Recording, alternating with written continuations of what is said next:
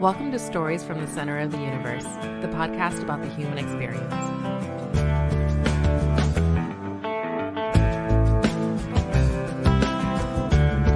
All right, everybody, we're doing something a little bit different this time. Well, different than what we do every week.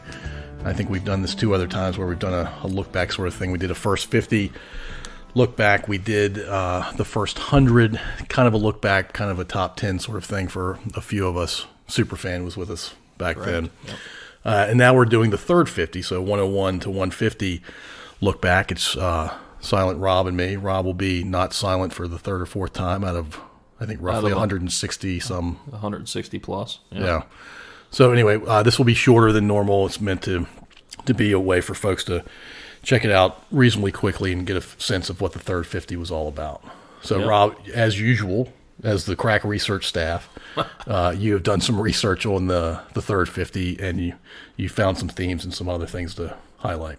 Yeah. So, I mean, I tell you, you can go back to the first 50 and the second 50, and they are both awesome. And I just think overall the third 50 I think we just keep going. And now the fourth 50 we've started on, and it's awesome as well. But, yeah, definitely some themes. We did a couple neat things.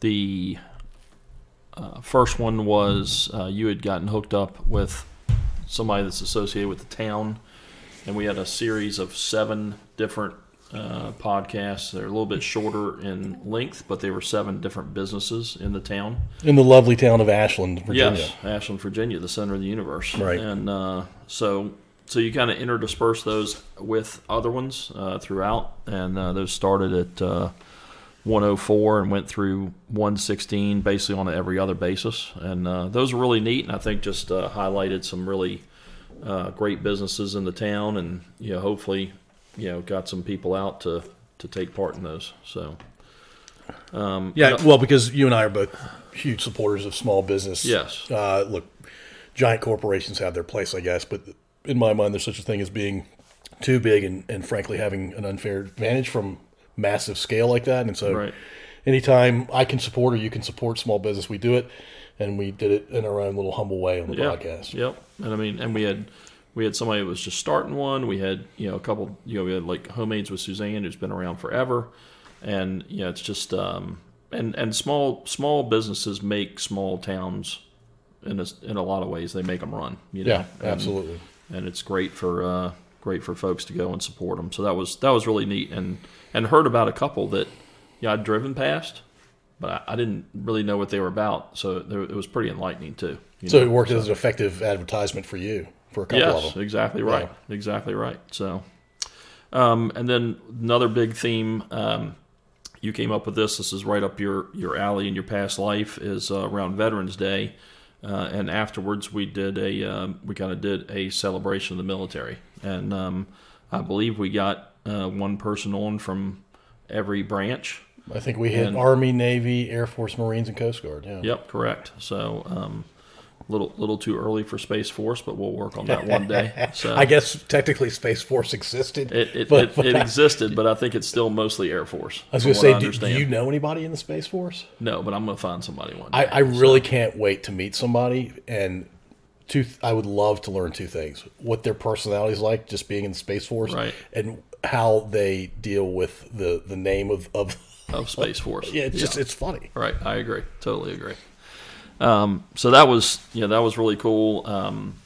We had a good friend of ours from Coast Guard, Chuck Hawkins, and then Jeff Davila from the Navy was he was a pilot connected through Gene Burke. Yep, exactly. And then through another a guy that I used to work with a long time ago, we hooked up with our Marine Rich Brown, and he was good. I enjoyed Rich. Yeah, Rich was really I agree with you. So.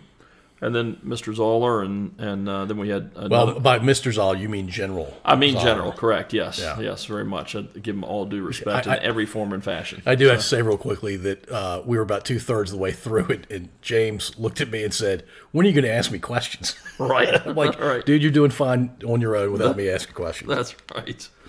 And then we wrapped it up with Air Force with Stuart Wiley, who's the son of a guy I work with, and And super gracious to come all the way out here because he lives in Fluvanna. Right, yeah. So, and he was the young buck of the group, so yeah, that was fun too. But yeah, and then if there was kind of a third theme, I think there was.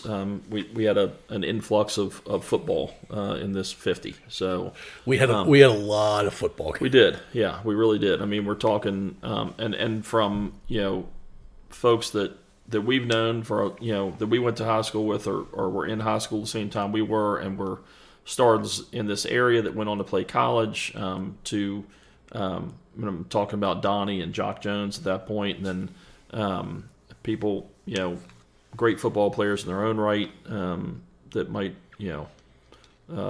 Dwight Vick, who's of course Dwight was awesome. He was great. He's got a cousin that's a little more famous, but I love Dwight. He was awesome. So yeah.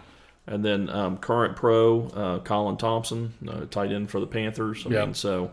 And a few other folks in there, Alec Eberly, who's a local guy, Nick Clark, who's a local guy. And they're good buddies, and they connected us to a football sports agent.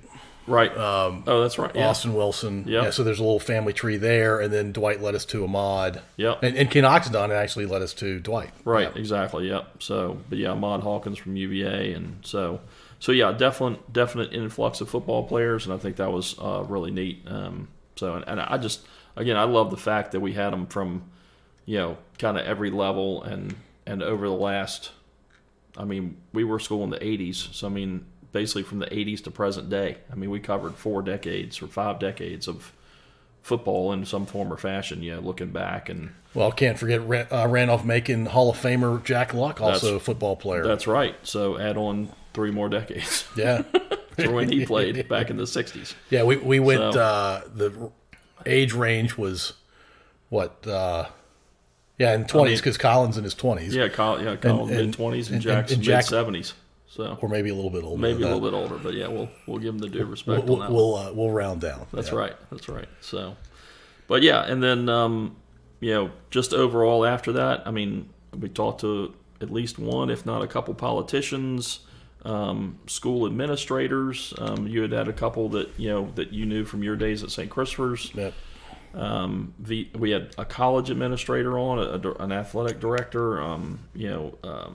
We had a friend of mine who's with the Hanover County Sheriff's Office and is doing wonderful things. Fantastic. Yeah, things. From a law enforcement perspective, but just in life about autism. Talking about Tim Sutton. We had.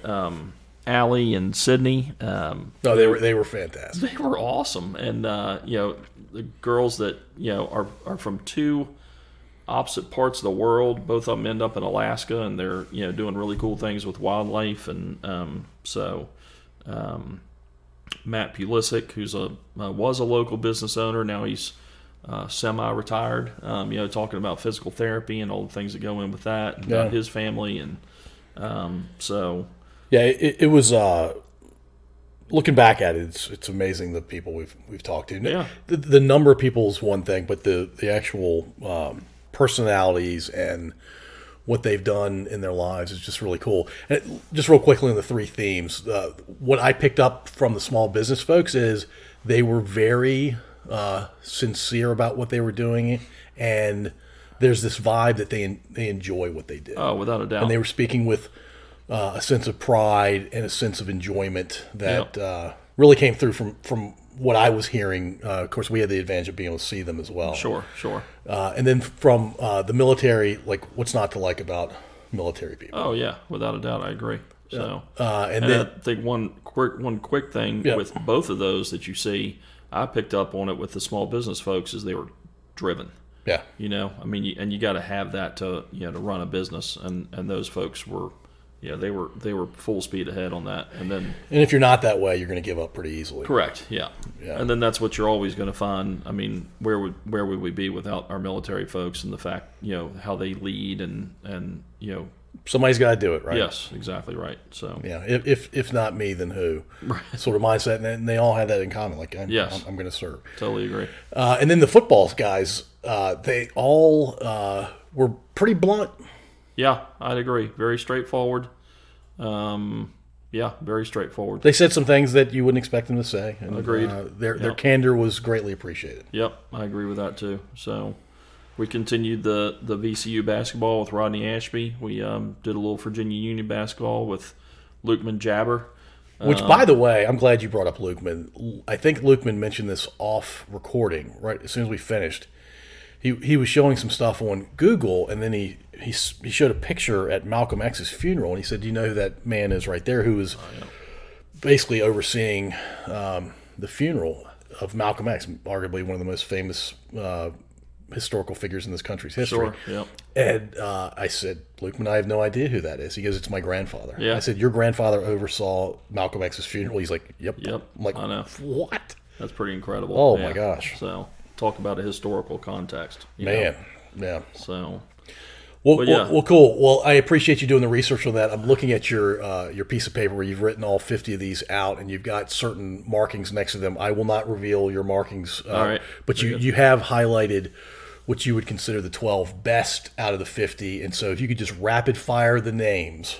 I will rapid fire with a preface. Okay. And that is the fact that this was very, very hard to do. As always for you. As always for me. You've asked me since like episode 5 like what my favorite one was.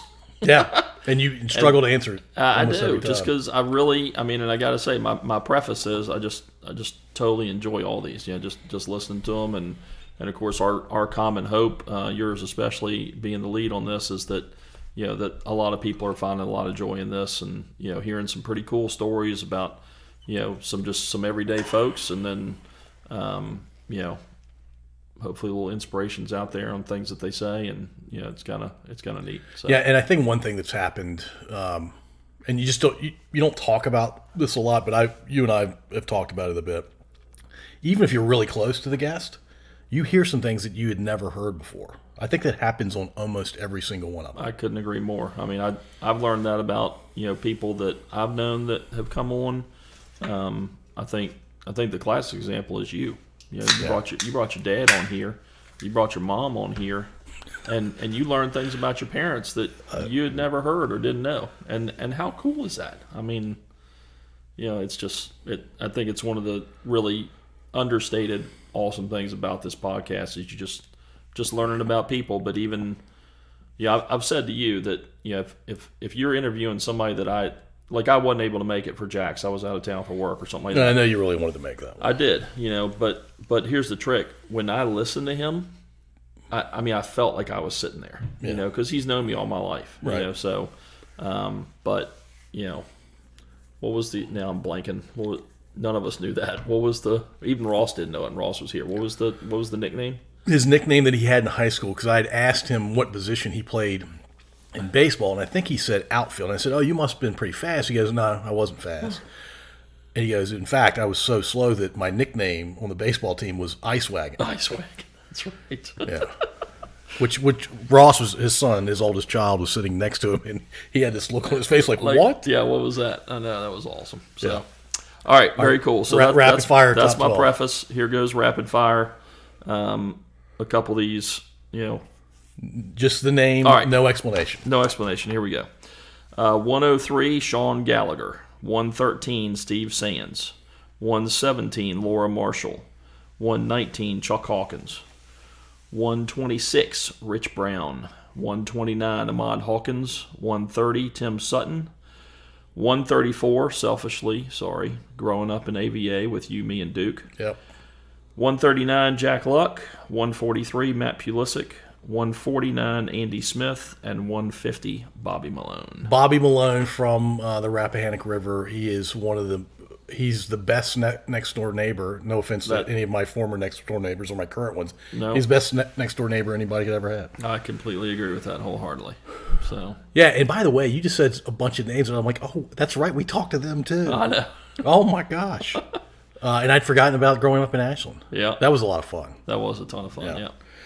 Very cool. All right, and then we're going to breathe a little bit and talk about our top three. Okay. So, and in no particular order, and those 12 are in no particular order. Correct. None. Other than how they came out as episodes. That's why I read them in order of episode. All right, I'll go first with one of my top three. Okay. Very good. Dwight Vick Yeah. is one of the most thoughtful, optimistic, wants to connect on a deep level kind of people. And he didn't know us from Adam. Nope. Didn't know us from Adam, but he really went out of his way to connect with us. And I really enjoyed hearing his stories. I remember those years when he played at Hampton and some of the names he was saying. I'm like, oh, man, that's super cool. You got to play with those guys. And he was pretty candid about Tech football players as alums and their relationship with the program at this point. But anyway, he said something at the end, may have been off recording, where he's like, hey, man, we're now connected for life. Yeah. I'm like, oh, right on, man. Well, the only thing I wish we could have done with Dwight that we didn't do is have him in person, because I mean that just would have been even so much cooler, and maybe we'll get that one day. But you could, just to echo your point, you could feel it through the virtual interview. I mean, it's like he was sitting there with us, because he was just, all he wanted to do, like you said, was connect with us and talk to us, and man, some of the great stuff that he's doing, to help out. Yeah, he's got a couple podcasts of his own. Yeah. He does, yeah. So, I wholeheartedly agree with you on that one. So cool. Which one of your top three? This is hard for you, I know. I mean, I wonder if I should go off of my 12, or this is just totally my top three. Just your top three, but I would assume that they're going to be in my top. 12. Yeah. All right. Again, I'm going to go with Rich Brown. Rich was he was during our military interviews. He was our Marine. So I called up a buddy of mine because we wanted to get him on, and he's like, "Yeah, I'm not going to be good at that, but I know somebody that will be."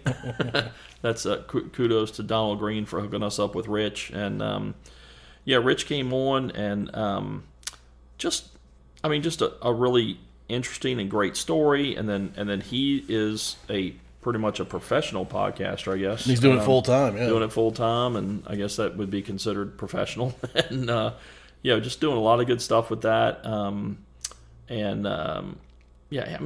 He's just a really great guy, and had some really interesting stories. Very interesting stories. Yeah, very. So, what you expect? I mean, you expect somebody. He was a. You got to help me with the military. He was a chief warrant officer, right? He was a CW3. Yep. CW3, okay. And I think he was saying there were eight CW3s that do recruiting. Right. I mean, so what? Yeah, to be in that such a specific, kind of genre of what you do in the military, and then to make that rank and have so few people be there with you, was that in itself was really unique and interesting. Yeah, and his podcast is about self-defense, and so he's got a pretty avid following doing that. Yep, very much. So yeah, I'm glad you mentioned the connection. I think you said Donald. Donald, yep.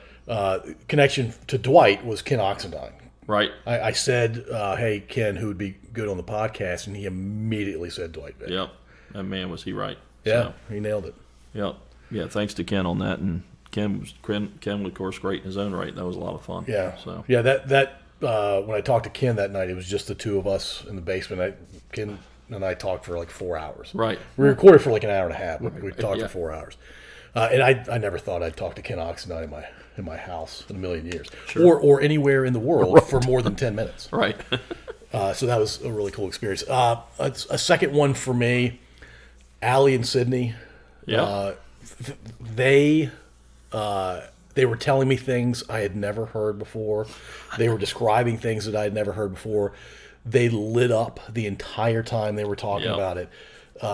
They're doing things that make the world a better place, in my opinion. Agreed. And it was so different than any of my life experiences that I had a great time talking to them. Yeah. Yep. And I would echo that, and that I had an absolute blast, listening to them while you were talking. And then you talk about how they were lit up. The other thing that struck me, which we get with a lot of our guests, but it was just so self-evident with them, was the passion.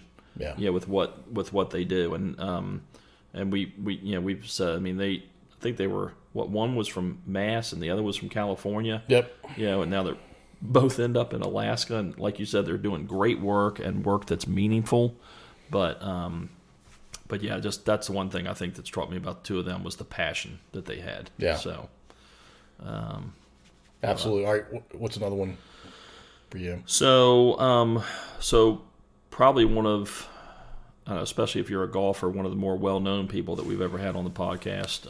And I got to say, just because golf is, one of my passions or hobbies in life, when I get a chance to play with Steve Sands. We had I couldn't believe we were talking to him.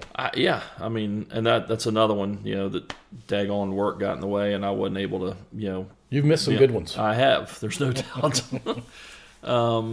But that was just incredible. To listen to his story, how he progressed up, kind of, to listen to him. How, I mean, clearly he was really good at what he did, but I mean, I think, almost kind of lucking into the Golf Channel job in a way, just unexpected, I guess. And he wasn't really a golf guy. No, he was. He's been a sports guy his entire life, right. But if you ask him to name his top 3 sports, golf's not one of them. Right, exactly, yeah. So, anyway, it was just, our picture on the website is him talking to Tiger. I mean, he's gotten to talk to some of the greatest golfers. All of them. Of all time.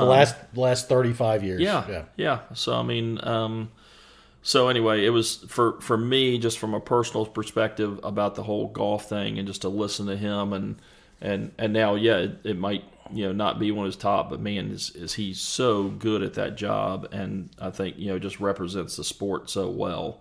I just really totally enjoyed that. He's very, very good at his job. Yeah. We connected to him through Ward Fasul, who is a buddy of Kevin's, right? The occasional co-host, who I might start calling the guy who co-hosted twice. That's right. I heard you introduce that title the other night. So, but Ward was really cool to connect us, and Steve said, "Look, I wouldn't be talking to you guys if it wasn't Ward asking." Right. And because Ward asked, and because they work together at NBC Channel 12, they work the weekend sports desk together. Ward, the cameraman, Steve, the on-air personality, and Steve couldn't have been cooler. Right. Talking to us, he could have big timed us and said, "I've only got a few minutes, guys." But he spent, I don't know how long that episode is, but it's not short. Yeah. It's definitely a full episode, and he was phenomenal to give us that time for sure. All right, that's a good one. I'm glad we're not overlapping too, by the way. Yes. My next one, I don't think you would pick because he's not in your top 12, and it's not somebody who you probably met that night, but William Coffin, Colonel William Coffin. Yeah. I've been asked a few times, who's the best leader you've ever worked for? And when they're asking, they don't really care who the person is. Right. They care about what traits that person possesses. And I've, in email or text, I've described why he was such a good leader. And I won't bore the audience with why I found him to be such a good leader. But one of the things that makes him a good leader is he's gracious and humble and willing to help out when he sees the need or when he's asked to fulfill a need. And he's always been a stand-up guy for me. He'll be one of those guys for me my entire life. Is when somebody says the word leader, he's usually the first face that pops into my head. Yeah, and that's awesome. And I could tell I was not here again. Another one, another good one I missed. But just listening to y'all talk, I could feel that coming through the microphone the way that you were talking to him, and I think that's really neat. Give me 100 William Coffins and I can accomplish all kinds of stuff. Oh yeah, without a doubt, I could tell that for sure. Cool. All right, who's your third in no particular order? Yes, man. So, are you struggling? You don't know who this is yet? Well, what I marked was you, me, and Duke, but that seems kind of it seems selfish isn't the right word, but right? Like obvious, self-effacing or obvious. Yeah, obvious is definitely a word. So we did enjoy that though. Oh yeah, no, that was a blast to do that. It was a lot of fun. So so I'm gonna go with Laura Marshall. Okay. So I apparently we're on a theme. I missed that one too. But you listen to all these. I do listen to them, and I had a revelation as I was listening to that one. I don't know if you remember this or not, but Laura, if I recall, was a friend of yours that you knew at UVA. Right. Yep. And and then she starts talking, and she's a lawyer, and at one point she's a U.S. attorney. And in one of my past lives, I was in federal law enforcement, and we had a very small academy class, and we were all pretty tight. But there was one guy that I was pretty tight with, and she's talking during the podcast, and she goes, "Yeah, and there was this U.S. Park police officer, and basically told the story, and they got married, and he's a really good friend of mine. That's her husband, Curtis." Super small world. Yeah, super small, and so that was like a huge revelation. I was like, "Oh no way!" And I think I finished, and I think I immediately texted you right afterwards or something like that. I was like, "You're not going to believe that Laura's husband and I know each other," and all this other stuff. So, but great family, and I mean, her story was obviously very cool, and all her sisters, and I think the plan is there are a lot of them. Yes, 5, I believe. There are 5 total. Yeah. Yes. So, and I think eventually, what is it? Columbell? Columbell's the maiden name. Yeah, Columbell's the maiden name. So we'll. I think the plan is to. I think you said you had a plan to get the 5 of them in here one day and just COVID, let them go. They tend to get together every Christmas. Right. COVID. One of the sisters had a family member that came down with COVID, so they Right. didn't come to town. Yeah. And there's no point in doing 4 of the No, 5. definitely not. So And I said, "Hey, I'll just give you access to the microphones and the equipment. I'll basically press go, and then I'll leave, and you guys do whatever you're going to do." Yeah. And I'm pretty sure I know Laura well, and I know one of her sisters, Katie, pretty well. Yeah. Katie Columbell Stockhausen, who is married to episode 1, correct. Mike Stockhausen. Yeah, Mike. Yep. Because I know both Katie and Laura independently. Yeah. And both of them told me, I'm pretty sure both of them told me, like, you have to be there. Right. If you're not there, it's just going to devolve into chaos. I'm like, okay, I'll be there. You'll manage. I'll try to manage. That's yeah. right. So, but anyway, for me on Laura, I mean, the story was awesome, and hearing about her sisters and the rest of her family and everything, but then mainly my connection with her husband, was I think just again a personal thing that felt really cool, and I know for a fact that they are a wonderful family. They do a lot of things to help people, and she's super accomplished. She's a very bright person. Oh, without a doubt. She's a very good person. Yes, and so is her husband. So I mean, I think they were, they were a match made. So.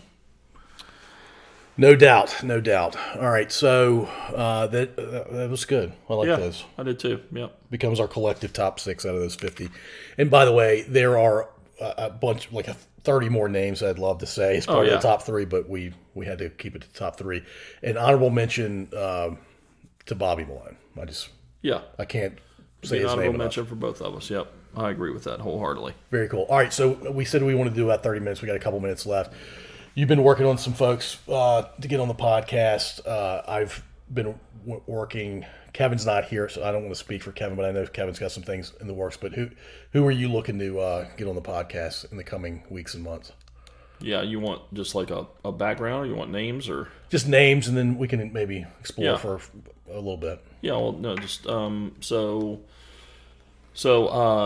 there's a guy named Tony Johnson who was my boss at King's Dominion for a while when I was there, actually seasonal security, and then later when I worked there full time, he was my vice president, which at King's Dominion I pretty much saw him and talked to him almost every day. It wasn't like a big company like you mentioned earlier. So, right. So anyway, but Tony spent his entire life in the theme park industry, and he's got a great family, and so I just. And it's a unique life, right? It's a very unique life, yep. So, and I got a personal connection that I would speak to probably on it with his wife, and then what was I going to say? Oh yeah, and then the other thing is he and Kevin will get along because he's a big UNC fan. So, I know. Well, so we may have to talk about him not being one now that you've mentioned. Right, that's a possibility. So yeah, I'll go with one of mine. Okay. I think I can connect pretty easily to the 2 main zookeepers for the Richmond Zoo. I've never met them. It's a connection through Bobby, and I can't wait to talk to them. Yeah. I can't wait to talk to them about giraffes. Yeah, right. Or pick another animal that you just Aardvarks. you're not around, right? Right. It's gonna be. You told me about that, and I feel like that'll be different, but like the second coming of Allie and Sydney. Just to with more diversity in the animals. Yeah, right, exactly. Yeah, so I think it may be a husband-wife tandem. I don't even know their names at this point. But that's cool. Hey, that's awesome.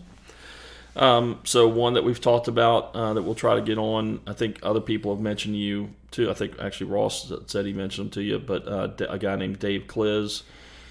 Dave is actually is a colleague of mine now. He's kind of in his retirement job. He works for another very big company in Richmond that we will not the bakery, but something like that. But Dave and I actually went through. We were handover deputies together, and I went through a partial academy while he was going through the whole thing because that was just what we had to do. And but he's also a very good friend, and his wife and I were on Parks and Rec committee in Ashland together. And he's an ultra marathoner too, right? He's an ultra marathoner. Yep. They got a great daughter who I think is going to be a senior at Longwood. I think, but great girl. So Dave, and he led a very interesting law enforcement life. So I'm not sure how much he'll be able to talk about it, but we'll explore it, and but he's and then just generally he's just a really great, nice guy. So yeah, that's cool. Yeah. I have a pretty long list of folks that I'm trying to get on, but I almost can't contain myself with this name, and this all happened today. Yeah. I am fairly confident we're going to get Ken Harvey, and if you're under the age of 40, you probably don't remember Ken Harvey, but if you're our age, maybe a little bit younger, certainly older, he was an unbelievable linebacker for the Cardinals and what was called the Redskins back then. In fact, He was such a big impact player for the Redskins that he's in their Ring of Fame. Yeah. And Jock Jones, this thing hit me. Like, I think maybe Jock Jones played in Phoenix the same time that Ken did. And sure enough, he said this morning over text, he's like, yeah, I played with him for 3 seasons. I still keep in touch with him. He's a great guy. Yeah. I'll reach out to him, see if he wants to do it. And then right before you and I started recording, he said, here's Ken's information. He would love to do it. And good luck. Like 9 hours later. Yeah. That's just awesome. Unbelievable. Yeah. Ken Harvey, if you are an American male who likes sports and you're over the age of 45, you know who Ken Harvey is. Oh, yeah, without a doubt. Yeah. Yep, totally agree. I guess one more I can talk about as a hopeful. I haven't been able to get in touch with her yet, but... Oh, no, I thought you were going to go with the super hopeful one. Oh, well, I can go super hopeful. That's pretty cool, too, yeah. So... we don't think it's going to happen. No, we don't think it's going to happen. But you can always dream, just like, you dream about winning the lottery. It's fun to dream. Yeah. So again, yes, in a past life, I did some work where I had ended up being a joy to get to know these two people because they really were very down to earth. But I did, I escorted Andre Agassi and Steffi Graf, who are, of course, married, and I escorted them when they were playing some charity tennis events in Richmond. This was 15 plus years ago.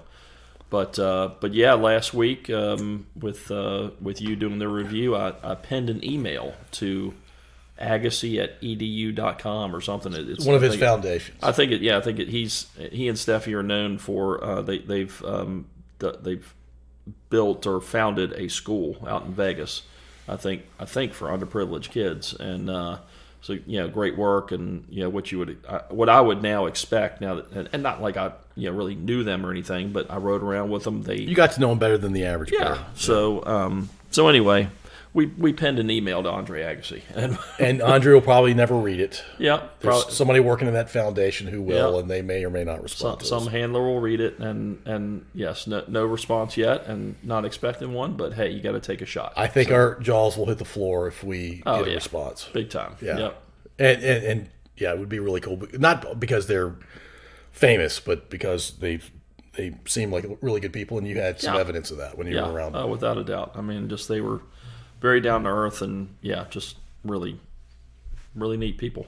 So yeah, and then the last thing I'll say, and then we're at almost 35 minutes now. Yeah.